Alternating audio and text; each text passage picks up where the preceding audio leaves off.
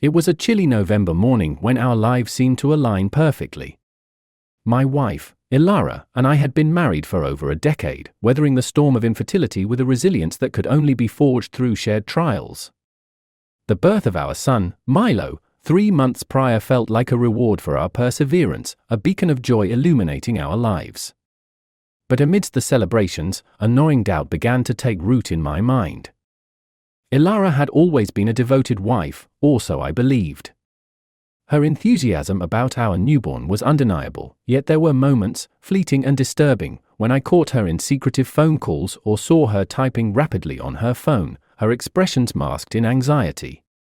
Driven by an unsettling mix of suspicion and fear, I made a decision that would unravel everything we had built. I ordered a paternity test, telling myself it was just to quash the doubts. The process was simple, swabbing Milo's cheek while he was asleep, a task that pained me more than I anticipated. 2 weeks dragged by with agonizing slowness until the results arrived. I opened the email alone, my hands trembling. The words on the screen seared into my brain: probability of paternity, 0%.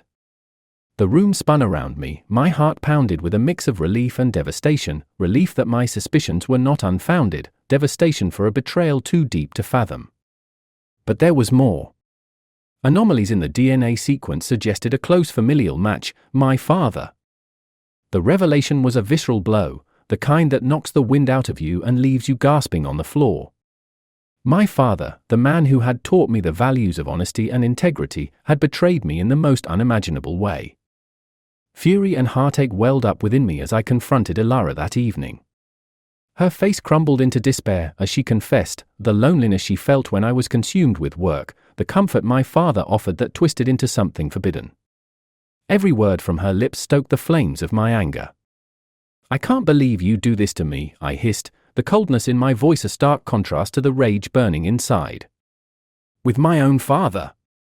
Ilara reached out, tears streaming down her face, pleading for forgiveness. But the well of my empathy was dry, replaced by a burning desire for retribution. "I want a divorce," I declared, each word laced with the venom of betrayal. "And you will see Milo only on my terms." Over the next few weeks, I took ruthless steps to dismantle the life we had built together. I contacted a lawyer, secured full custody of Milo, and watched as Ilara's world crumbled under the weight of public shame and guilt. As I stood in the doorway, watching her leave our home for the last time, suitcase in hand and despair on her face, I felt a hollow victory. The pain of betrayal lingered, a bitter reminder that our paths were irrevocably severed. The days following Ilara's departure were cloaked in a heavy silence.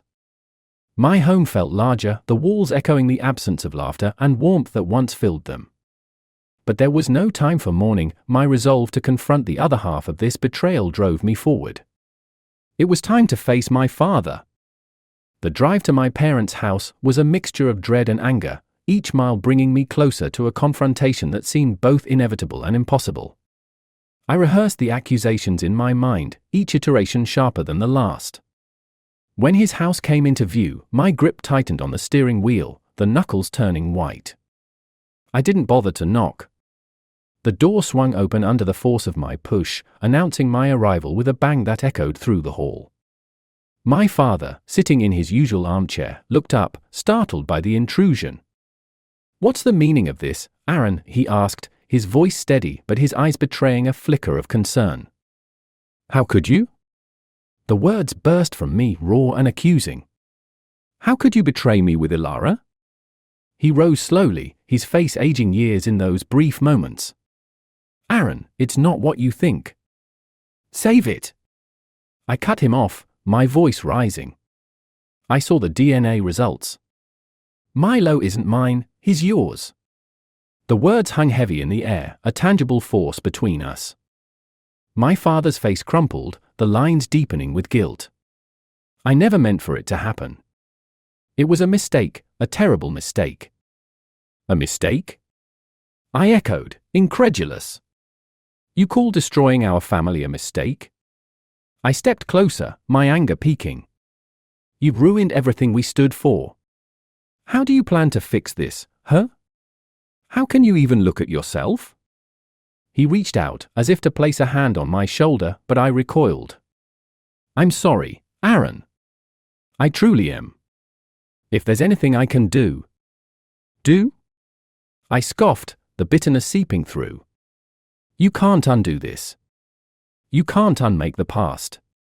My voice softened, laden with sorrow. "You were my role model, my moral compass. And now?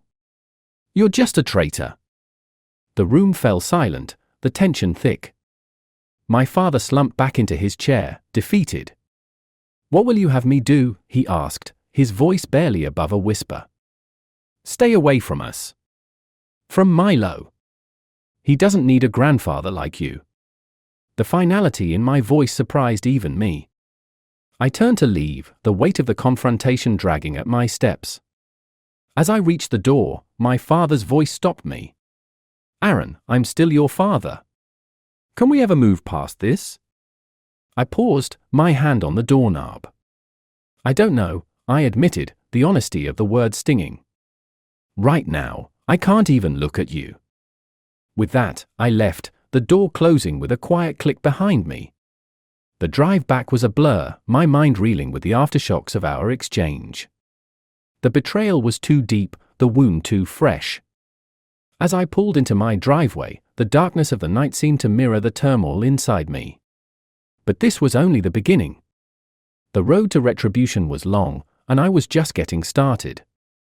The intrigue of what lay ahead lingered in my thoughts, a promise of more revelations and perhaps, eventually, a resolution. In the wake of confronting my father, a hollow feeling settled inside me, yet there was no time to dwell on the emotional fallout. The next phase of retribution required a cool head and a strategic approach. I called my lawyer, setting up an urgent meeting to revise the terms of my divorce and secure my financial and custodial rights to Milo. The lawyer's office was stark, the walls lined with books that smelled of leather and litigation. As I explained the new developments, the lawyer, Ms. Hughes, adjusted her glasses, her expression grave. "This complicates matters considerably," she noted, tapping her pen against the notepad. "If we push for a more aggressive settlement, it's likely Ilara will fight back." "Are you prepared for that?" "I want full custody," I stated firmly. "And I want to make sure she doesn't get a dime more than what the court deems necessary. She deceived me, and I'll not have Milo growing up around her betrayal." Ms. Hughes nodded, scribbling notes. "I'll draft the new documents. We'll have to prove that the environment she provides is detrimental to Milo's well-being. It's going to get ugly, Aaron." "I'm ready for it," I replied, the resolve in my voice bolstering my waning spirits. Leaving the office, I felt a semblance of control returning. But as the day faded into evening, the isolation of my home grew unbearable. On a restless impulse, I drove to a nearby bar, a place dimly lit and usually quiet, ideal for losing oneself in the hum of low conversations and clinking glasses. Sitting at the bar, nursing a drink, I didn't notice her at first, the woman a few seats away, her hair cascading in waves, her laughter pealing over the soft music. Our eyes met, and something in her gaze sparked a connection. She slid over to the seat next to mine. "You look like you're carrying the world on your shoulders," she commented, her voice soft yet clear over the murmur of the bar. "I just might be," I admitted, offering a rueful smile. "Want to talk about it?" she asked. Her straightforwardness was disarming, and against my better judgment, I found myself recounting the ordeal, from Ilara's betrayal to the fallout with my father. It's heavy, she sympathized after I finished. But sometimes, sharing the load helps lighten it, even if just for a night. We talked for hours, the conversation flowing easily, unexpectedly soothing. She introduced herself as Jenna, a freelance graphic designer with a penchant for listening to strangers' troubles. As the night deepened, a reckless idea took hold. "Do you want to get out of here?" I suggested impulsively. She considered it for a moment, then nodded. "Sure, why not?" The night air was crisp as we walked out, the streets bathed in the orange glow of street lamps. We ended up at a 24-hour diner, laughing over pancakes and coffee, the earlier heaviness lifting momentarily. As dawn approached, Jenna grew quiet.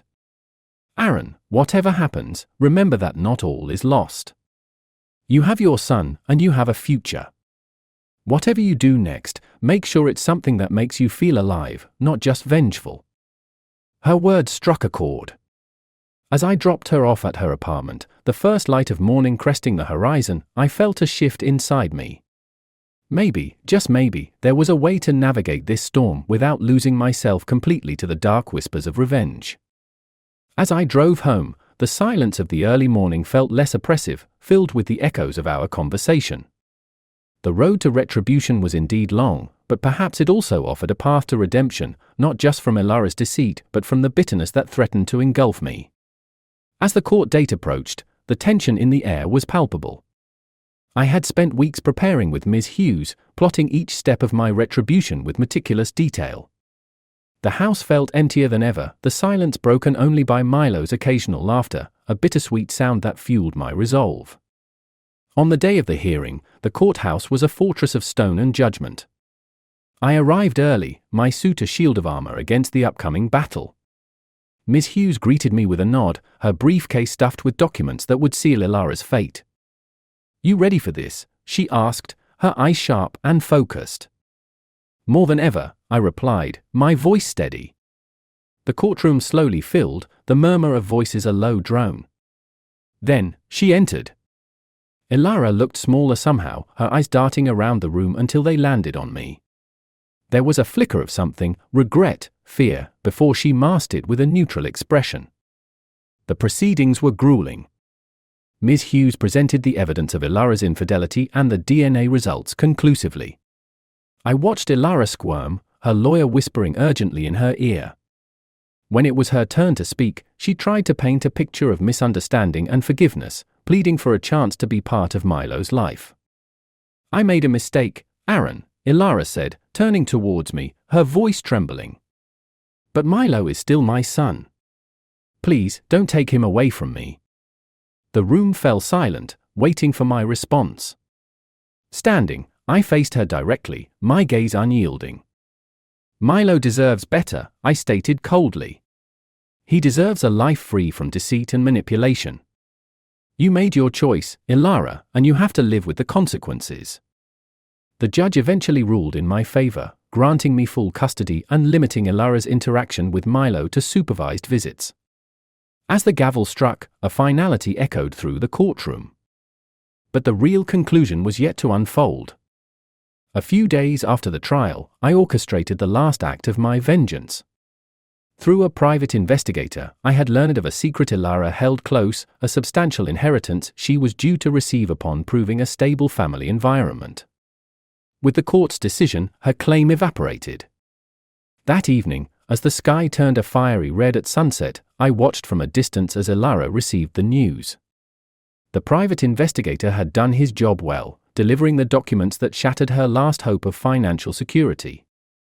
Her reaction was visceral, a mixture of rage and despair as the reality of her situation sunk in. She was left with nothing, her dreams of a comfortable future crumbling to dust. I turned away, a hollow satisfaction settling in my chest. The revenge was complete, the betrayal avenged, but the victory was Pyrrhic. As I drove home, the weight of my actions pressed down on me.